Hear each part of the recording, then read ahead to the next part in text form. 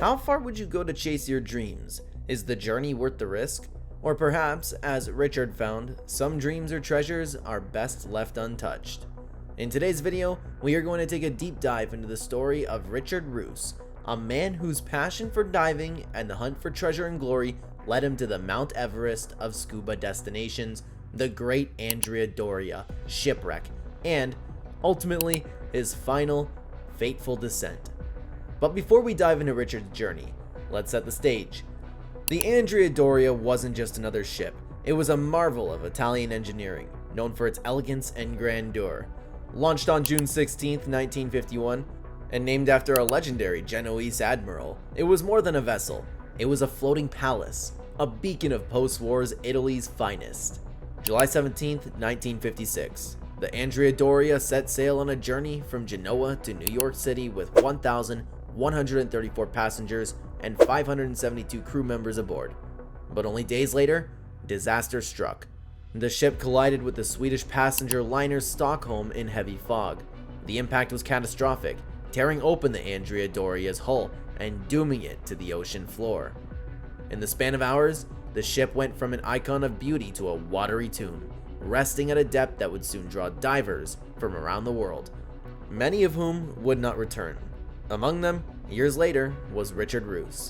As we get deeper into what really happened, please don't forget to subscribe to the channel and leave your thoughts on what you would like us to improve. Richard 𝗏, a passionate and experienced diver, had been eyeing the Andrea Doria for years. Known for his skill in exploring the shipwrecks of Lake Huron, Richard's obsession with the Doria had grown since he first opened his own scuba shop in the 1980s. To him, the Andrea Doria wasn't just another dive, it was a dream. Richard's journey begins. On July 6, 1998, Richard packed up his gear and drove 14 hours from Michigan to eastern Long Island, fueled by excitement and determination. He'd spent months meticulously preparing for his journey, assembling specialized equipment, drawing up dive plans, calculating gas mixes, and crafting a strategy with absolute precision. SSA friend later remarked he planned every dive like an art form. As Richard boarded the Seeker, the ship that would take him to the Andrea Doria, he shared his excitement with the crew and fellow divers. "When I dive the Doria," he said with a spark in his eye, "my life will be complete." First dive, exploring the promenade deck. The next morning, Richard and his group were greeted by Captain 𝗔𝗕𝗢𝗨𝗧, a seasoned diver himself, who briefed everyone on safety. "Familiarize yourself with the promenade deck first," he advised, even for experienced divers. The Doria's depths held unpredictable dangers. With their hearts pounding, Richard and the other first-time divers descended into the deep. As they approached the wreck, the Andrea Doria emerged from the darkness, a rusting giant shrouded in shadows, with each deck telling tales of its past glory and the tragedy that ended it. After the initial dive, Richard returned to the surface, accelerated and eager for more. The China recovery. The next day, Richard was back in the water. His goal? The China closet.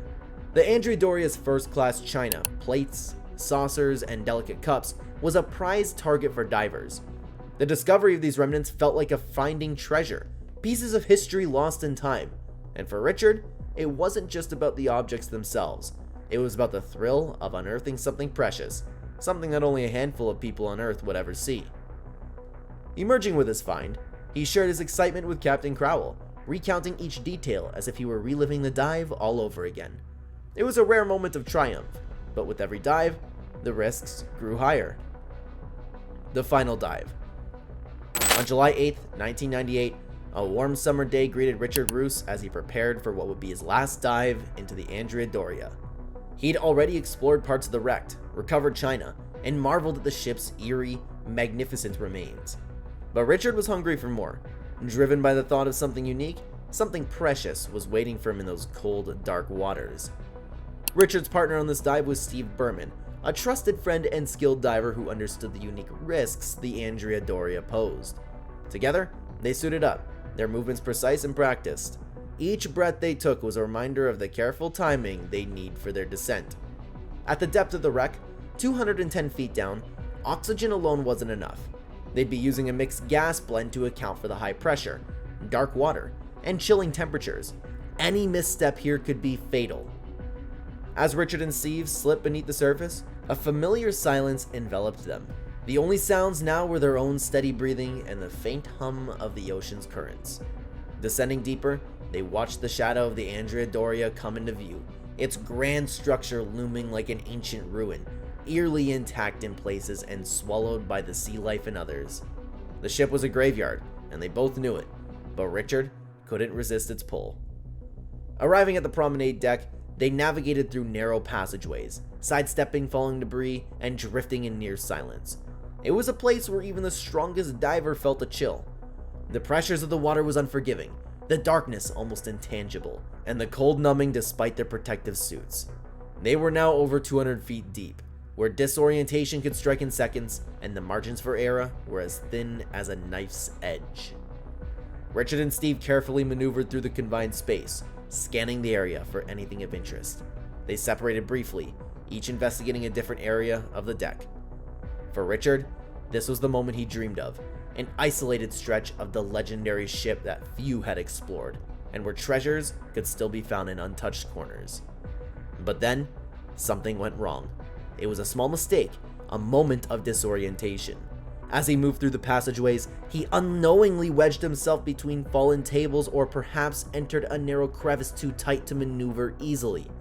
Down in the depths, even the smallest error can become magnified, and with limited visibility, every second counted.